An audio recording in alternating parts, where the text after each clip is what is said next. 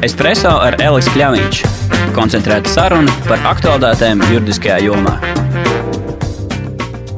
Mani sauc Marta Cera, esmu Elisu Kļaviņš asociētā partnere, zvērināta advokāte un banku un finanšu grupas vadītāja.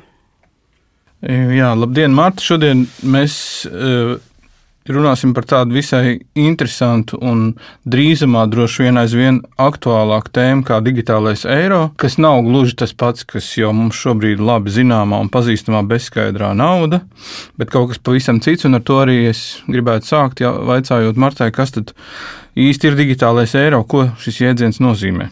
Tātad digitālais eiro būtu Eiropas Savienības centrālās bankas izdota nauda digitālā formātā. Un kā Eiropas centrālās bankas izdota nauda, tas tādā ziņā tad atšķirtos no šīs te privātās naudas. Šobrīd skaidrā nauda un nauda, ko mēs izmantojam veicot elektroniskos maksājumus, nav viens un tas pats. Skaidrā nauda ir centrālās bankas, ja valsts centrālās bankas izdot naudu, savukārt elektroniskajos maksājumos, tad, ja pārskaitījumos, tad mēs izmantojam privāto naudu. Faktiski banknotes un monētas šobrīd ir vienīgais centrālās bankas naudas veids, kas ir pieejams sabiedrībai. Centrālās bankas nauda tiek saukt arī par valsts naudu, jo to emitē valsts iestāde, jeb centrālā banka un attiecīgi nodrošina valsts sektors. Savukārt nauda mūsu kontā ir privātā nauda, jeb faktiski savas bankas radīta nauda. Un, kad mēs ejam uz bankomātu izņemt banknotes, tad mēs šo te privāto naudu, kas atrodas mūsu bankas kontā, tādējādi konvertējam uz centrālās bankas naudu. Pateicoties valsts naudai, cilvēki var uzticēties šīs te banku emitētās naudas vērtībai, ņemot vērā, ka ir iespējama šī te konversija. Un tātad ar šī digitālā eiro iniciatīva faktiski, ko ir iesākusi Eiropas komisija, mērķis ir apvienot centrālās bankas naudas priekšrocības un veidu, kā cilvēki mūsdienās izmanto naudu un veic maksājumus. Un tādējādi tad papildus šai te skaidrajai naudai varētu nodrošināt arī valsts izlaist naudu elektroniskā formā. Tas panākams ar šīs te centrālās bankas digitālās valūtas, jeb digitālā eiro palīdzību. Daudz droši vien varētu interesēt tas, vai tad šis digitālais eiro, tad, kad viņš tiks pilnībā ieviests, aizstās skaidru naudu un parasto eiro banknošu un monētu vairs nebūs. Digitālajiem eiro nebūtu mērķis aizstāt skaidru naudu. Šī brīža projekta stadijā idejiski tā būtu personas papildu izvēle veikt maksājumus digitāli vai arī ar skaidru naudu vai arī ar pārskaitījumu vai ar karti kā šobrīd. Vismaz pagaidām šīs digitālā eiro iniciatīvas mērķis būtu tikai papildināt esošos maksājumu veidus. Un skaidrā nauda joprojām būtu pieejama eirozonā. Tomēr, protams, ir jāņem vērā, ka šīs skaidrās naudas nozīme pakāpeniski tomēr mazinās. Arī šobrīd skaidro naudu vairs nevar izmantot, piemēram, e-tirdzniecībā, un arī daudz klātienes veikali dod priekšroku bez skaidrās naudas maksājumiem. Līdz ar to šī skaidrās naudas nozīme viennozīmīgi mazinās, un tas arī ir iemesls, kāpēc tad centrālās bankas, tā skaitā arī Eiropas centrālā banka, liek lielu uzsvaru, lai nemazinātu šīs te valsts naudas nozīmi ekonomikā. Protams, arī pandēmijas laikā strauji pieauga tiešsaistes un bezkontaktu maksājumu izmantošana, un ja šī tendence turpināsies, tad, kā jau es minēju, skaidrā nauda gal galā var zaudēt šo te centrālo lomu maksājumos. Un pārskaitījumos, ja es pareizi saprotu, es varēšu izvēlēties, vai es lietoju šo digitālo eiro, vai es veicu parastus pārskaitījumus, tā kā šobrīd izmantojot Komercbankas, vai ne? Jā, tieši tā. Atšķirības starp digitālo valūtu un pārskaitījumiem, kā mēs to saprotam šobrīd, ir tas, ka pārskaitījumu veikšanā vienmēr ir iesaistīts kāds privātais maksājuma pakalpojums sniedzējs, banka vai cita finanšu iestāde. Digitālās valūtas atšķirības būtu, ka tas būtu maksāšanas līdzeklis, kas būtu pieejams jebkuram un jebkurā brīdī. Tas tiktu pieņemts visur un to varētu izmantot bez maksas, kā jau es minēju. Turklāt interesanti, ka pārskaitījums ar digitālo eiro varētu veikt arī, piemēram, bezsaistes režīmā gadījumā, ja ir ierobežotas savienojamības situācijas.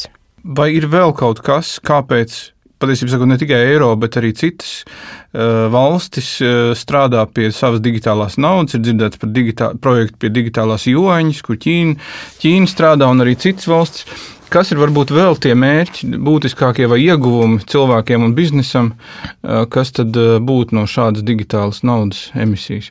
Jā, viss digitālā eiro priekšlikuma projekts tiek vērtēts kā tāds sabiedriskā labuma projekts. Protams, kā primārais iemesls šādai iniciatīvai ir vispārējā pakalpojumu un pasaules digitalizācija, kas vienkārši maina mūsu paradumus. Mēs jau redzam, ka aizvien mazāk tiek izmantot skaidrā nauda. Līdz ar to centrālajām bankām ir vēlme nosargāt šīs te valsts izlaistās naudas monetārā ankura lomu. Taču galvenais mērķis, manuprāt, digitāla eiro ieviešanai būtu tāds stratēģisks, nodrošināt šo te Eiropas stratēģisko autonomiju, stiprināt arī monetāro suverenitāti, jo tas, protams, viennozīmīgi ietekmē Eiropas maksājumu ekosistēmu kā tādu. Piemēram, digitālais eiro varētu palīdzēt mazināt Eiropas atkarību no ārpus Eiropas Savienības pakalpojumu sniedzējiem, privātiem maksājumu pakalpojumu sniedzējiem. Un varētu teikt, ka šī projekta ambīcija būtu Eirozonai kļūt par tādu globālu līderi digitālo finanšu un centrālo banku digitālo valotu jomā, jo, kā jūs pareizi minējāt, tad arī daudzas citas valstis šobrīd izskata šādas iespējas izlaist savu digitālo valūtu, tai skaitā arī, piemēram, ASV, kur arī noris diskusijas par digitālā dolāra projektā palaišanu. Protams, pastāv arī tāds arguments, ka digitālās centralizētās valūtas kā tādas, ne tikai digitālais eiro, ir arī tāds kā atbildes gājiens kriptovalūtām, jo Eiropas komisijas ieskatā, piemēram, digitālā eiro izlaišana varētu vairot valūtas noturību pret neregulētām tehnoloģiskām norisēm banku un finanšu sektorā, piemēram, saistībā ar kriptoaktīviem un citiem alternatīviem maksājuma risinājumiem, kuros netiek izmantotas ne tās nozīmīgākās karšu schēmas, kā Visa vai Mastercard, un kuri var apdraudēt finanšu stabilitāti. Svarīgi piebilst, ka tas salīdzinoši kriptoaktīvi nav novērtējami centrālo banku naudā pēc nomināla vērtības. Tādējādi var diskutēt par to, cik tas ir efektīvs maksāšanas līdzeklis. Un, protams, tie ir arī jūtīgi pret tādu masveidu ieguldījumu izņemšanu, un tāpēc kaut kādā mērā var apdraudēt to finanšu sektoru stabilitāti. Papildus, turklāt lielie tehnoloģiju uzņēmumi arī ir spēruši dažādus soļus, lai izmantotu savas milzīgās klientu datubāzes, lai ieviestu globāla mēroga stabilās kriptomonētas, piemēram, kā Facebook gadījumā tapa iniciatīva par Libru, kuru izplatība tad varētu strauji pieaugt, un arī tas saistītos ar dažādiem riskiem, ka mūsu maksājumu tirgū dominē tāda risinājuma tehnoloģijas, kur, piemēram, izcelsme nav Eiropā. No tevis teiktā neizbēgam izriet, ka pieaugs valsts loma ekonomikā un cilvēku ikdienā, jo šo maksāšanas funkciju valsts ir jūtams, ka īsti negrib privātam sektoram pilnībā atdot. Vai tas liecina, vai tas rada arī kādus varbūt jaunus riskus, tieši skatoties uz finanšu sektoru? Jā, viennozīmīgi. Eiropas komisijas ieskatā šī digitāla eiro izlaišana uzlabotu konkurenci un efektivitāti tieši Eiropas maksājuma sektorā, proti mazinātu kaut kādus kaitējošus ietekmes tirgumu, kas varētu rasties, ja dominētu vairāki vai viens privātie maksājuma pakalpojumu sniedzēji, kas faktiski nozīmē tādā veidā savā ziņā kaut kādu arī tirgus konsolidāciju. Un, tāpat arī Eiropas komisija atkārtot uzsver, ka šobrīd lielāko daļu elektronisko maksājumu risinājumu arī Eiropas Savienībā uztur uzņēmumu, kur galvenie biroji atrodas ārpus Eiropas Savienības. Bet, ja mēs skatāmies tā globāli uz ietekmi uz finanšu sektoru, tad ir šobrīd norisinās arī diskusijas, vai digitālā eiro ieviešana varētu tieši pretēji apdraudēt, nevis veicināt finanšu stabilitāti, veicinot atsacīšanos no banku starpniecības.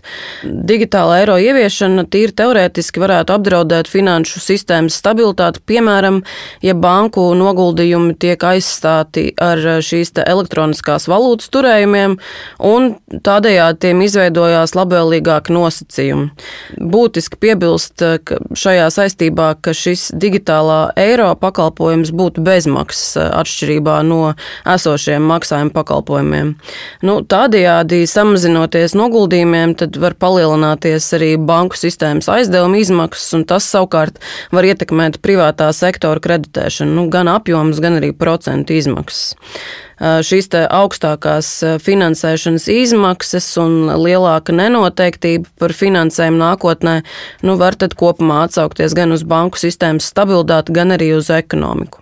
Piemēram, ja piedāvātās procentu likmes ir vienādas šīm digitālo valūtu turējumiem ar noguldījumiem bankās, tad var gadīties pat, ka elektroniskās valūtas var šķiet pievilcīgākas, tāpēc, ka tas ir tīri valsts izdota valūta, un tas savukārt var rezultēties tajā, ka bankas piedāvā augstākas procentu likmes un palielina izmaksas banku aizņēmējiem.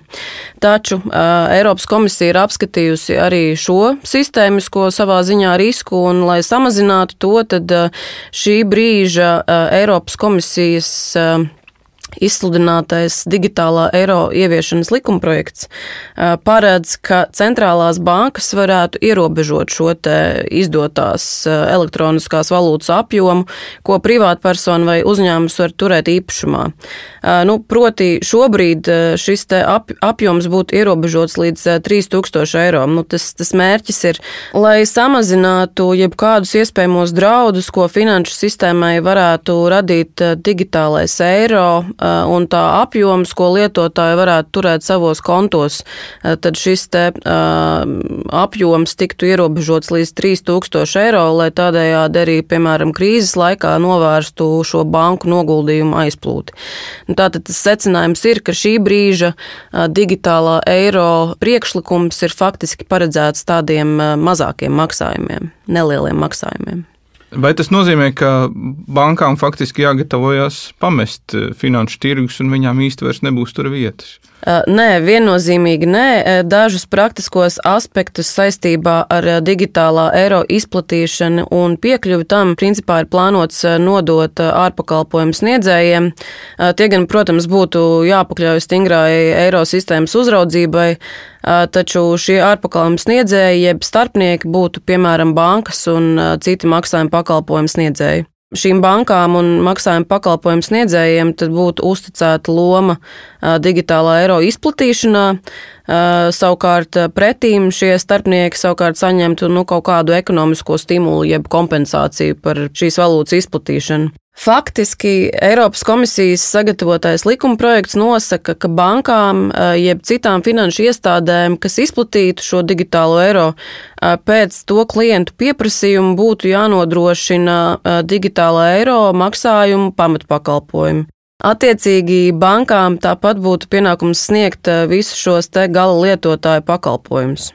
Tāpat arī uzņēmumiem, starp citu, arī Eiropas komisijas sagatavotais likumprojekts nosaka, ka uzņēmumiem būs pienākums pieņemt šo digitālo eiro valūtu. Kā ir ārpus eirozonas? Ar viņu norēķināties arī varēs?